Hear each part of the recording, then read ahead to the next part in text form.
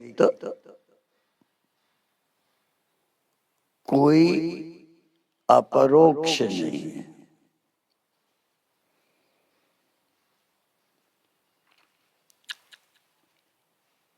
एक होता है प्रत्यक्ष, जो हमको सबको मालूम पड़ता है, वो प्रत्यक्ष। आप बैठे हैं, ये जगत है, मरना है, बुढ़ापा है, हम हैं और हैं, ये सब पता चलता है।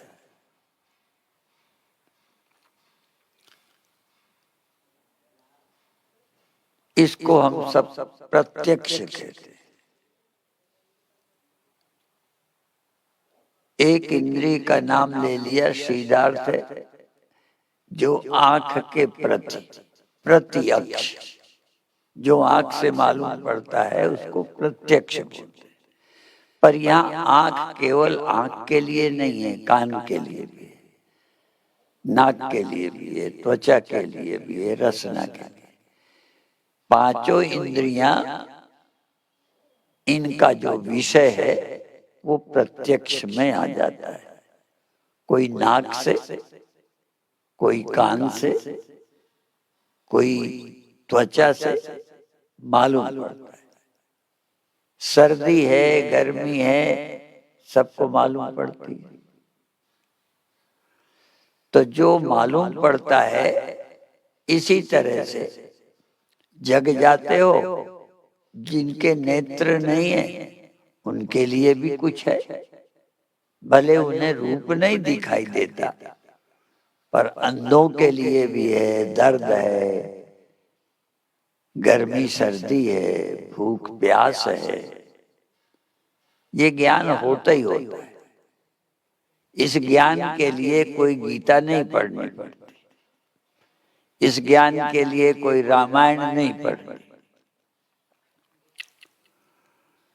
इसी तरह से पशु पक्षी मर गए, जो हमें दिखते थे, दिखने बंद हो गए।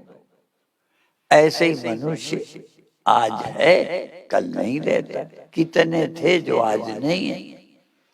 हमारे अपने बाबा परबाजा थे, आज नहीं। आज जो है ये एक दिन होगा, नहीं होगा। तो इंद्रियों से मालूम पड़ने वाला जगत नहीं रहने वाला है। इसलिए हम लोग कहेंगे कि यदि भगवान भी दिखता होता तो वो भी एक दिन नहीं रहता। तो भगवान दिखता नहीं है, तो नहीं दिखने वाली ऐसी कौन चीज है जिसके होने में कोई संदेह न हो,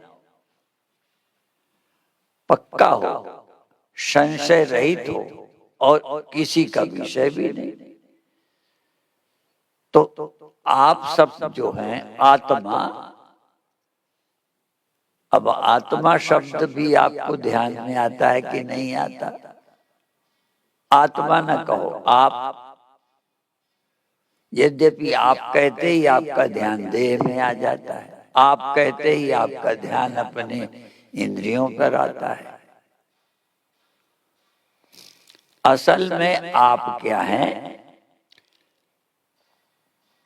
जिसके रहते जगना हुआ। ऐसा एक भी व्यक्ति नहीं है, चाहे वो हिंदू है, चाहे मुसलमान है, चाहे बनिया है, चाहे क्षत्रिय है, साधु है या चोर है, ऐसा कोई व्यक्ति नहीं है जो जगता नहीं है और सोता नहीं।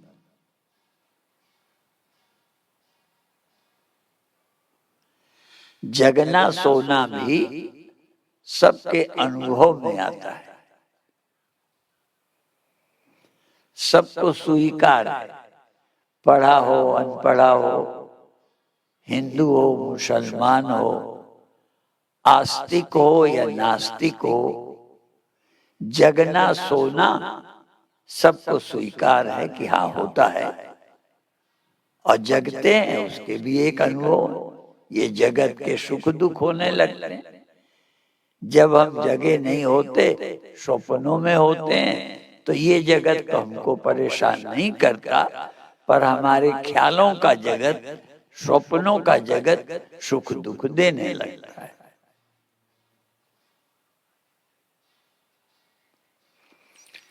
तीसरी अवस्था भी,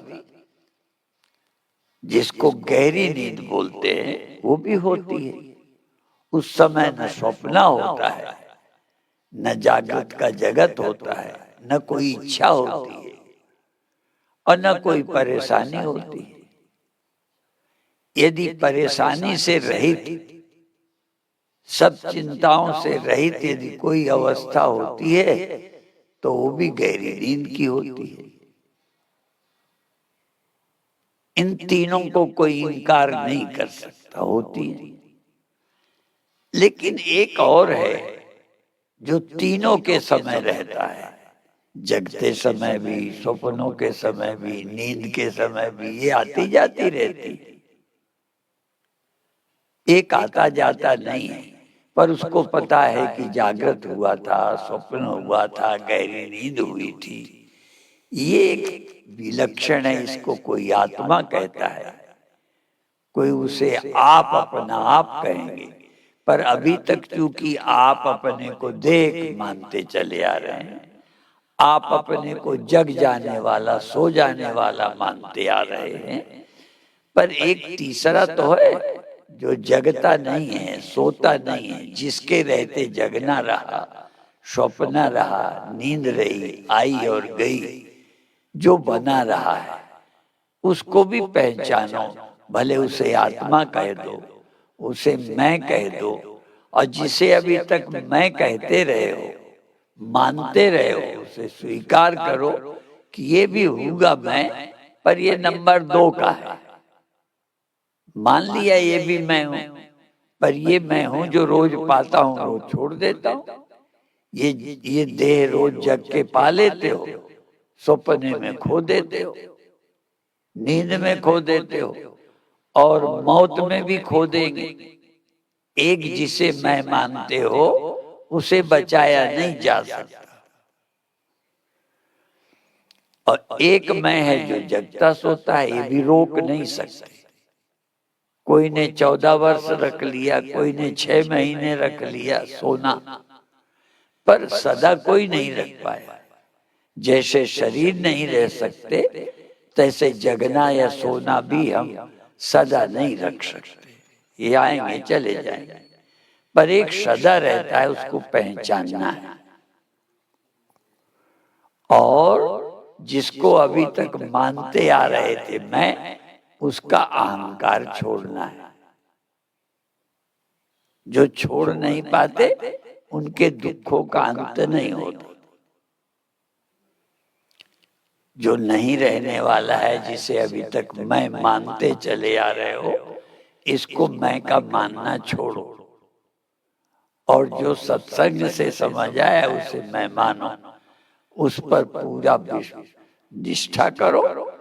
और जो नहीं रहने वाला मानते आए, इस मान्यता को छोड़ो।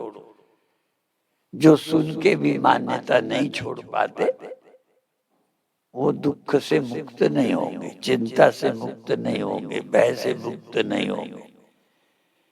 इसलिए प्रबल जब कल्याण की इच्छा होती है, मोक्ष की, तो फिर गुरु के, शास्त्र के वचन पक्के लगते हैं, विश्वास होता है। सत्य वेद गुरु वाक्य हैं, श्रद्धा विश्वास इतना पक्का हो कि जो हमारा जाना है ये गलत, जो गुरु कहते हैं, शास्त्र कहते हैं, वो सही। इतनी श्रद्धा हो तो सत्संग का पूरा लाभ होता है। नहीं, लोग कहेंगे रोज सुनते हैं, मरना क्यों आ गया, हम तो गुरु भी बनाया था, वो भी काम नहीं आया। हम सोचते हैं गुरु बनाया तो नाशी अविनाशी हो जाएगा, गुरु बनाया है तो जगना सोना ही बंद कर देंगे गुरु जी। ऐसा नहीं है। बंद नहीं करेंगे। जो जगता सोता नहीं है उसमें आपको बताएंगे वो है तू, जो बदल जाता है ये तू है ही नहीं। ये गलत फहमी छोड़। तो इसके लिए बहुत श्रद्धा चाहिए, नहीं पुरानी आदत जाती नहीं। जो मान बैठे हैं वही माने जाते हैं। जैसे जो जिस भाषा में जन्मा पला है वो भाषा उसके लिए सहज, और नई भाषा नए लोगों को वही भाषा बड़ी कठिन है। अभी भी हम शुद्ध पंजाबी के 2 वाक्य नहीं बोल पाते। कई लोग जो हिंदी एरिया के नहीं वो हिंदी शुद्ध नहीं बोल सकते। तो ये जो आदत पड़ जाती है बड़ी मुश्किल से जाती है। इसलिए कहते हैं रंग लागत लागत लागत है, भ्रम भागत भागत भागत है, बहुत दिनन का सोया मनुआ, जागत जागत जागत। ये बहुतों का सोया है, जगता ही नहीं। तो बार बार मनन चिंतन करना चाहिए। अभी इतना ही कहकर समाप्त करेंगे। ओम शांति शांति शांति।